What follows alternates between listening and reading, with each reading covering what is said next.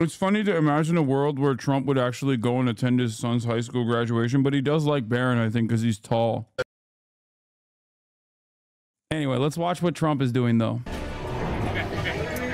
We are live outside the New York City courthouse where Donald Trump's first criminal trial is underway. Moments ago, they just took a break for lunch. They have been inside that courtroom for several hours, but no actual jurors have yet been brought inside the room as they are still arguing over stuff that happens before the trial gets officially underway, what evidence can be argued, whether or not Donald Trump has violated his gag order. As you know, we've spent a lot of time outside this Manhattan courthouse where Donald Trump is going to be spending the next 6 to 8 weeks. Today is especially loud. As you can hear, some of his supporters are out here, some of his detractors are over to our left. Obviously, a lot of members of the media, as this has fueled intense coverage, given its historic nature. It is the first criminal trial of a former president to ever be held. And so we are watching all of this. And Paula, you know, bro, why does it sound like a fucking? Why does it sound like they're just drinking beers in the background, barbecuing and shit? Like they're day drinking. Right before it sounds like a tailgate, we got into right? This break. What prosecutors are asking the judge to do here is to fine Donald Trump for violating his gag order. That's right. They're pointing to 3 posts that he has made, at least one of which he refers to Stormy Daniels and Michael Cohen, potentially 2 key witnesses in this case, as, quote, sleazebags. And here the prosecutors are asking for him to be fined $1,000 for each post, and also asking the judge to warn Trump, remind him that if he continues to violate this gag order, he could be held in contempt. Dude, what a time. Michael Avenatti tweeting from, I guess he's no longer in prison. Didn't he go to jail too? But Michael Avenatti getting quote tweeted for agreeing with motherfucking Donald Trump. That's awesome. Wait, what? Madison Cawthorn? No. Okay, we'll do that in a little bit. We gotta do this though. This is fire. Now, the judge has not yet ruled on this motion, and of course we are in a break, but this is going to be an issue that will likely come up pretty much every day. And we are joined outside this courthouse by Judge Jill Konviser, a former New York State Supreme Court justice who is also friends with Judge Merchan. That is the judge overseeing this case. Then Trump has tried unsuccessfully time and time again to recuse himself from this case. And Judge, it's great to have you here, especially just given your knowledge of Judge Merchan, because he has, you know, intense impact on shaping what this is going to look like. And right now on day 1, he's being faced with this decision. Did Donald Trump violate this gag order, and how does he respond? If so, he's deciding clearly after the lunch break. How do you think he's weighing this? Well, I think that Juan Merchan is in a great position to be the judge in this particular case because of the depth of his experience. People look at the Trump case very carefully and under a microscope because, for obvious reasons, but it is quite loud here.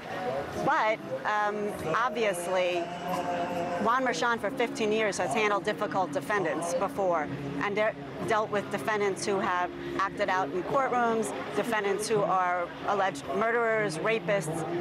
This is what we do. It is the landscape in which we toil.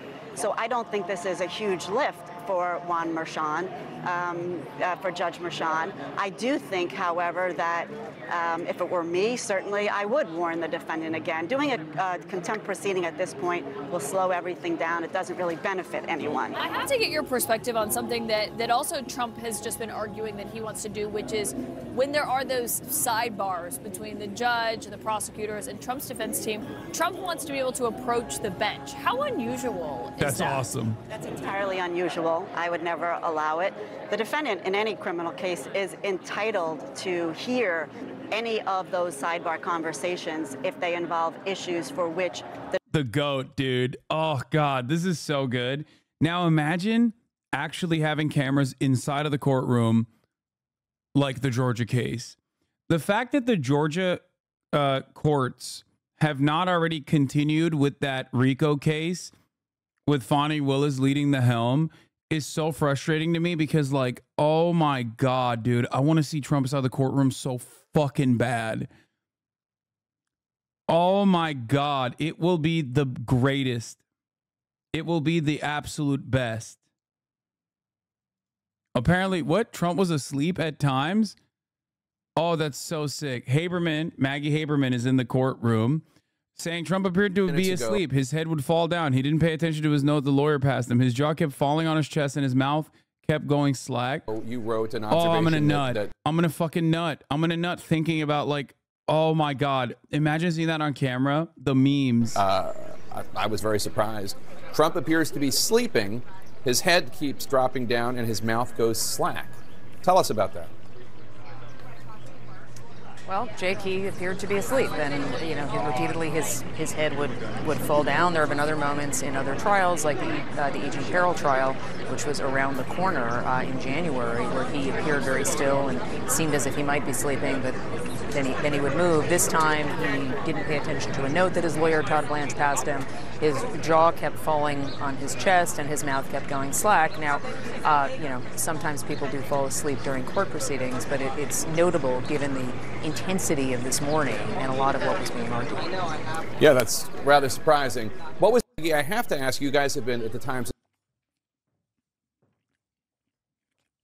School Racial Justice Project.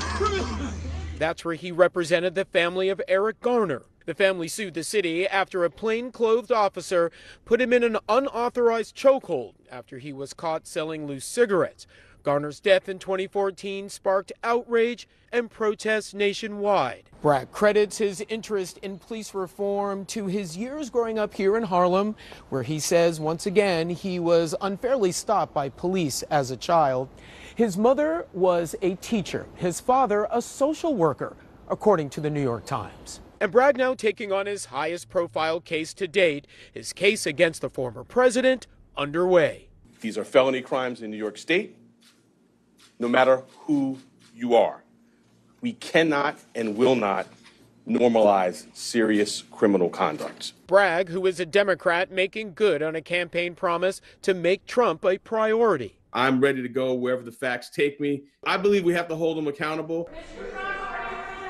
Trump has called his trial political persecution and has repeatedly directed his anger at Bragg, someone he's called an animal and a degenerate. The racist Manhattan District Attorney, Alvin Bragg, who is presiding over one of the most dangerous and violent cities in the United States. Should be noted that Bragg's office has received racist threats. They've received threats of violence since taking on the case, but Bragg has remained committed to the case. Aaron saying the following: someone lied again and again to protect their interests and evade the laws to which we are all held accountable. Aaron. Not gay. United Straights of America. Not United Gays of America, folks. If you leave it up to Brandon, he'll make it United Gays. So Alvin, or DA Bragg, he's very cautious. He's careful. He's really, really a very smart lawyer, smart in a strategic, lawyerly way, smart about people. But he's also just very, very committed to justice. I think one thing people don't know about him is the extent to which this trial in this case is just a small sliver of what his office is focusing on and what he's doing. He really is focused during the campaign. I was shocked to find out that a DA is committed to justice, man. I like my DAs being committed to injustice. That's my favorite type of DA, is one that hates justice, actually. Office. So in this particular case, he's making history, right? He's the first prosecutor to put an American president on trial. And yet, we've all heard from the very beginning, this is the least consequential, the least strong, the most political case. I mean, this has been a talking point from the beginning. It's not going to be the only case we're probably going to get a verdict in of all of them, though.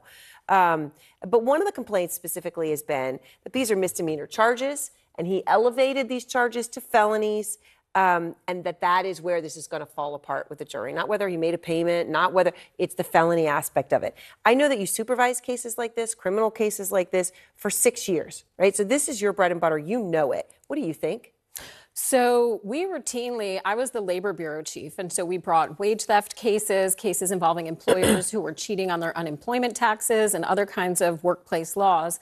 And we routinely brought cases where there were charges of false business records as felonies. This is a very common charge, not just in the workers' rights space, but throughout New York state criminal practice. And so that aspect of it, saying that these are, that this is something that's never prosecuted, that's just simply not true. That's untrue. All right. Yeah. So now the other criticism, and Jason just referenced this in his piece, but Bragg's, some of the criticism has been, well, how he got elected to begin with, right? He's a Democrat, and this is the way we do it in this, you run for DA. So people are parties, and what you get out of that is someone who has a political party. And in his case, he had talked specifically about how he was going to hold Trump to account if he won. It was part of his platform. And the most infamous soundbite is this one.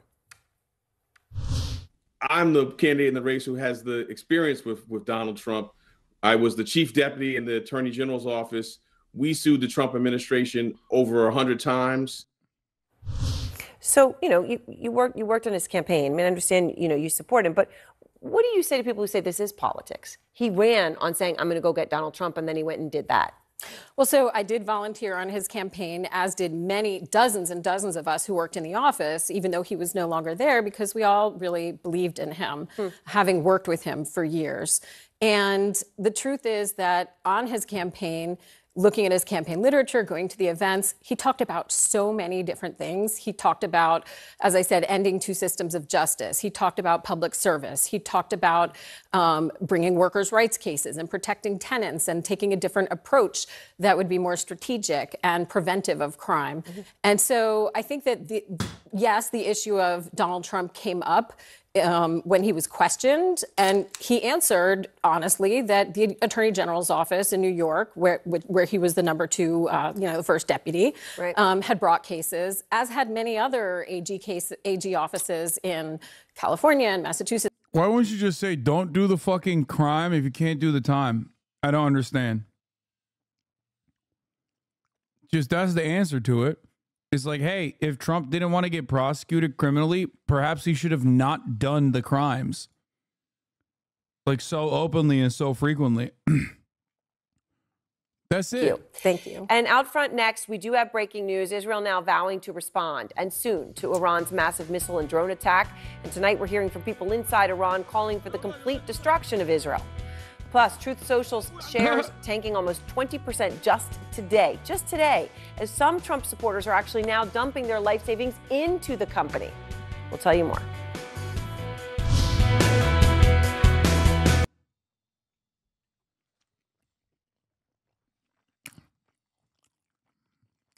The defendant could give input.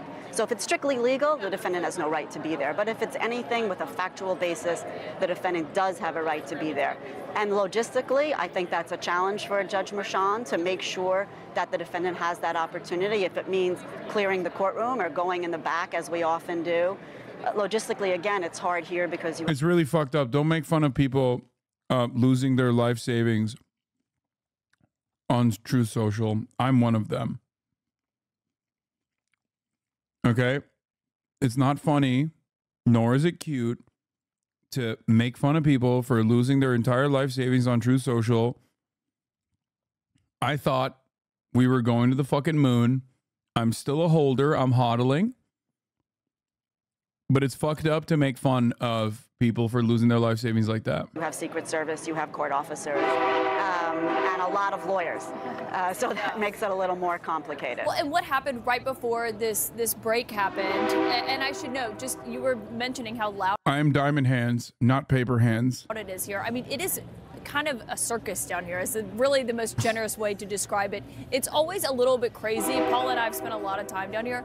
Today feels especially more so. I mean, some of his former supporters are just circling the courthouse, really, as he is inside. He just left without speaking. But one thing the judge was just doing was reading Trump his rights and telling him that if he disrupts this trial, that the judge has the right to exclude him and even potentially jail him if that happens. What's the threshold for something like that? Well, that's a good question. Every defendant has a right to be present at their own trial. That right is fundamental, but it is not absolute. In other words, if a defendant, by their conduct, cannot follow the rules of the courtroom, cannot follow the rules of the staff in the courtroom, speaks out over the judge, a defendant can forfeit their right to be present. And if the defendant continues to do that, I would say he would find himself in a bit of trouble. Hi, I'm curious on the fair use policy regarding watching live TV. Why are you allowed to just watch Aaron Burnett without contributing anything to CNN? My bad if this is a dumbass question. What do you mean without contributing? I am contributing. Contributing commentary. 14-month chatter. Judge Merchan is not going to tolerate it. He is a consummate professional. He is a fair. Bro said Aaron Burnett like he's on a first name basis.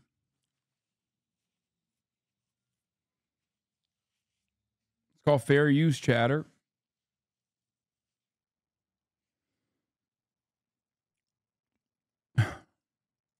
And just jurist, and he will do everything he can to ensure that the defendant gets the fair trial to which he is entitled.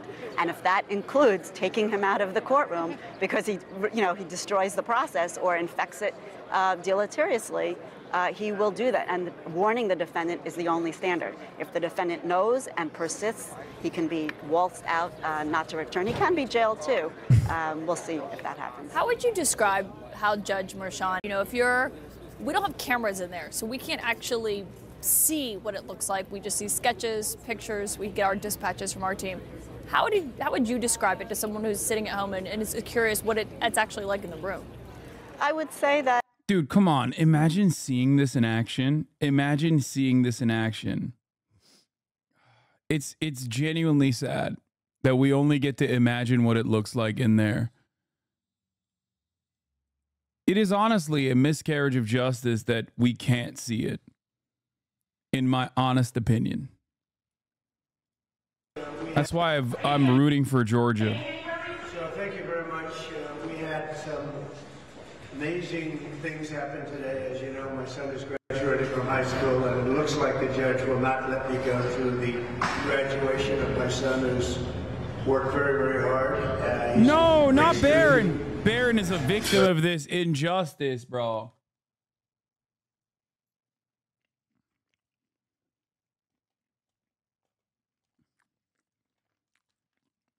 It's funny to imagine a world where Trump would actually go and attend his son's high school graduation, but he does like Barron, I think, because he's tall. I'm proud of the fact that he did so well, and I was looking forward for years to have graduation with his mother and father there, and it looks like the judge isn't going to allow me to escape this scam. It's a scam trial.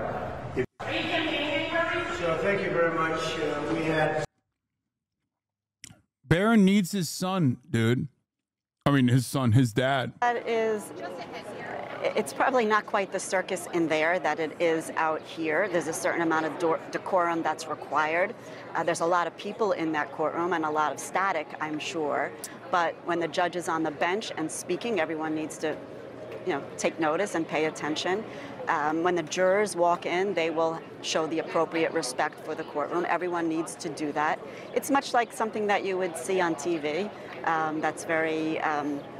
a lot of people in the jury box, a lot of people in the courtroom, and everyone in their position. Do you think Barron is a Barron has a Twitch account? Do you think he's watched your stream? I think Barron is a major Kai Cenat guy. He loves Andrew Tate. He loves Kai Cenat. Probably more of an Aiden Ross fan than anyone else, honestly. And he probably is banned in here for calling me gay for painting my nails. Merchan is not a hothead. All right, this shit's kind of boring, I'm gonna be honest, but today's jury selection. Today was jury selection, and they're looking for any kind of jury